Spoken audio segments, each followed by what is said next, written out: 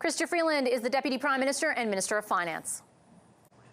Hi, Minister Freeland. Great pleasure to welcome you back to the studio here. Great to be with you, Vashi. Thank you for making the time. You said the changes to the Competition Act that your legislation today introduces and the meeting with grocery store CEOs this week will mean less sticker shock for Canadians at the grocery store. In tangible terms for Canadians watching right now, what does that mean?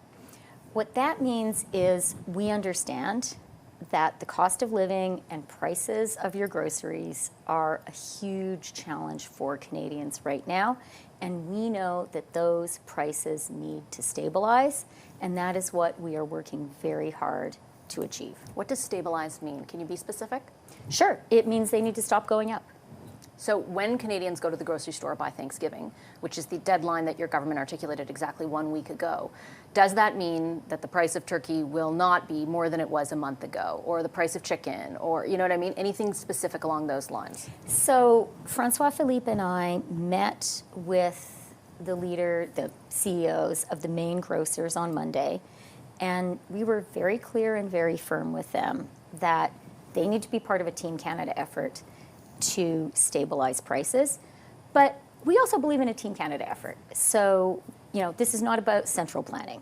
And so we said to them, over to you guys, come up with a plan. You have to come up with the plan fast because you have to get prices down. So I'm not going to preempt that work that each of the major grocers is doing.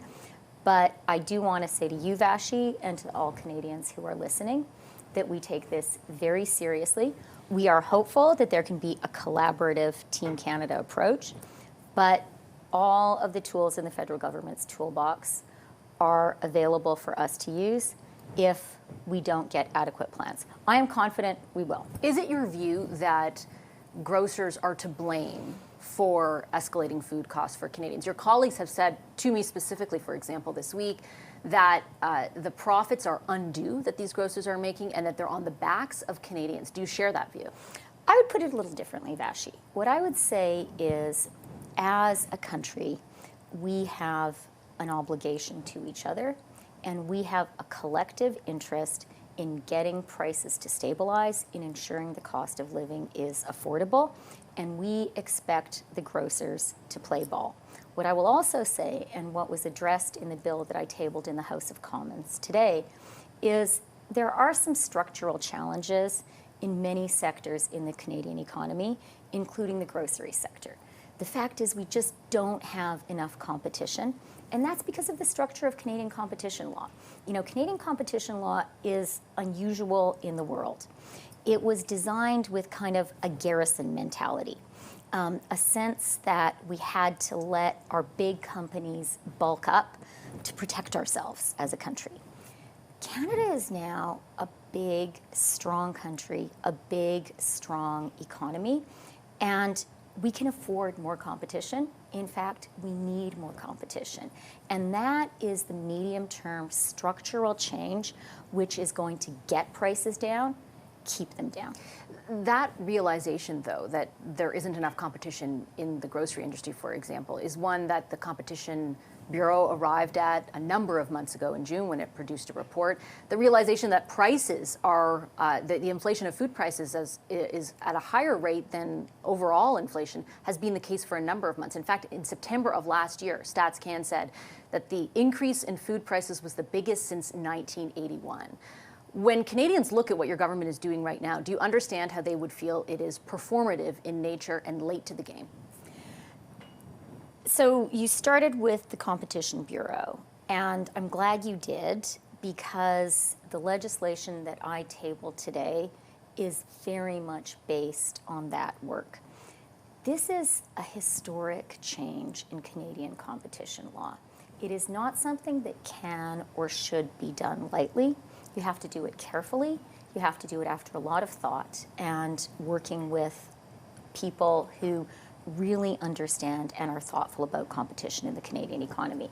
So, it's a big deal what we did today, and it is going to have long-term consequences for the Canadian economy, which are going to be good for Canadians, for Canadian consumers. Do I understand why Canadians are frustrated? For sure.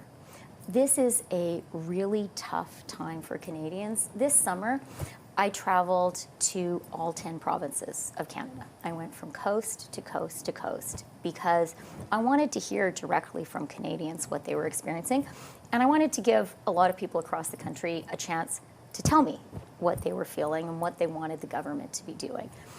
And I heard two things. I heard real long-term optimism and love for Canada, like a deep conviction that I heard from so many different people in so many different places that Canada is the best country in the world, and I totally share that.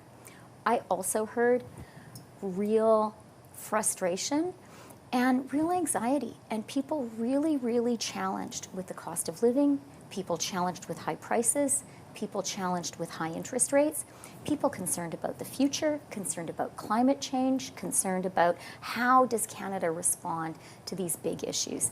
And that is what our government has come into this parliamentary session totally determined to do. And that's what you saw in this legislation. You saw long-term answers. The GST on purpose-built rental, which you first promised deal. in 2015. With great respect, I take your point on what you came to realize this summer and what you heard this summer. But you can't sincerely mean that you just started to hear that in the summer. There have been price in issues that Canadians have dealt with, cost of living issues that Canadians dealt with for months upon months upon months, the interest rates as well. For months, I also heard you say, we are going to do targeted measures. That's what we feel is the appropriate response. We don't feel we can do anything more than that. And now all of a sudden, the government can intervene to lower grocery store prices, which Canadians have been dealing with for well over a year. Can you understand how some Canadians might feel it's disingenuous and more of a response to sinking poll numbers than to the realities they face in their life? So I would say, Vashi, actually you're comparing apples and oranges there, because the targeted measures were about direct financial support to Canadians. And that direct financial support did have to be targeted. We as a government did not believe, and we do not believe, it would be appropriate to send checks to every single Canadian to deal with the cost of living. Sure, but you could have called the grocers to the table a year ago. We know that would have been a vicious cycle. And we have been working on and putting in place long-term and meaningful solutions that are helping people today. Early learning and childcare is a great example. Childcare fees down 50% already, going down to $10 a day, already down to $10 a day in 4 provinces. I don't want to take away from that. I'm not trying to say you're doing nothing. Lives. That would be disingenuous, right? I understand the Canada Child Benefit, the early childhood, the daycare thing has been huge for women my age especially. But that doesn't take away from the fact that people have been dealing with grocery store prices and food inflation and cost of living burdens for a lot longer than just the summer. And again, can you understand how Canadians would feel as though you're addressing your unpopularity versus the actual problems that they face? Because you could have done it earlier. You could have called those grocery store CEOs a year ago. I think that Canadians are quite rightly challenged with the cost of living. They are challenged with their mortgages. They are challenged with the rent. And my message to Canadians, our message with real legislation we tabled today, is we get it and we are acting. We're acting for today. We're acting for tomorrow. And we are going to continue rolling out more and more measures to support Canadians. If you don't mind me, I know your time is limited, just a quick question on, or 2 quick questions on, under your purview of Deputy Prime Minister, and 2 international issues. I know President Zelensky is slated to come to Canada, and I want to get your view on that in a moment. But the other big issue is these escalating tensions with India. The opposition is asking your government to provide more information to the public about how you arrived at the conclusion that the evidence you've seen is credible. Does your government intend to do that? You know, with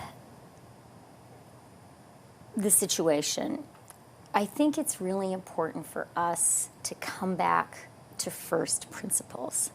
And it's an incredibly serious situation, but, and this does not often happen in life or in political life, at its heart, it's actually really simple. This is about a Canadian who was killed on Canadian soil. This is about our government prioritizing, as every Canadian government should, the safety and security of every single Canadian. And this is about our government saying Canada is a rule of law country, and the rule of law will be enforced. And that we can't allow ourselves